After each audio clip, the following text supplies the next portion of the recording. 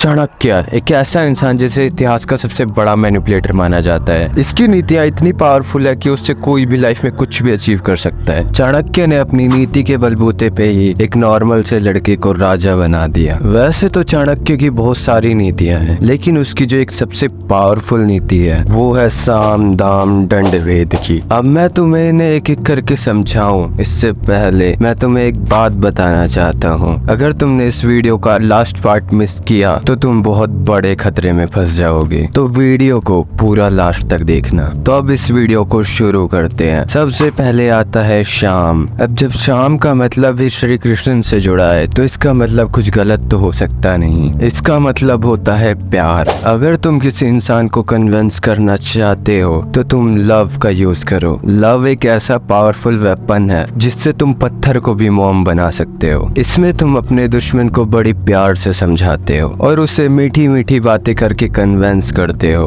और आजकल हर कोई इस दुनिया में प्यार का भूखा है। अब अगर तुम किसी को कोई बात बड़ी प्यार से समझाते हो तो बहुत चांसेस है कि वो तुम्हारी बात को समझ जाए। लेकिन अगर तुम्हारा ये तरीका फेल हो जाए तब आते हम दूसरे तरीके पे, जिसका नाम है दाम। अब प्यार के बाद जो सबसे खतरनाक चीज आती है वो है लालच। इंसान का लालच कभी भी उसके पूरे जीवन में खत्म नहीं होता। अपने लालच के चक्कर में कोई किस हद तक गिर सकता है ये तो तुम्हें पता ही होगा। अब मैं तुम्हें बताता हूँ कि तुम इसका यूज कैसे कर सकते हो। जिस भी इंसान को तुम कन्विंस करना चाहते हो तो उसे तुम कोई ना कोई लालच दो, जैसे धन, मोह और खुशी। चलो अब तीसरे तरीके पे चलते हैं। अगर तुम्हारे पहले दो तरीके फेल हो जाए तब तुम तीसरा तरीका यूज कर सकते हो, जिसका नाम है दंड। अब जैसे कि इसके नाम से ही पता लग रहा है, दंड यानी कि पनिशमेंट। तुम्हें ये बात याद है जब हम बचपन में कोई गलती करते थे या फिर अपने टीचर्स की बात नहीं मानते थे, हमें टीचर्स मारते थे, और यही अब तुम्हें भी करना है। अगर कोई तुम्हारी बात प्यार से ना माने और उसे किसी चीज का लालच भी नहीं है तो तुम उस पर अपनी शक्ति का प्रयोग करो। तुम अपने बल पूर्वक उसे बड़ी आसानी से दबा सकते हो। लेकिन अगर वो व्यक्ति बहुत ज्यादा ढीठ है, तुम उसे अपनी शक्ति से भी नहीं दबा पा रहे, तो चौथा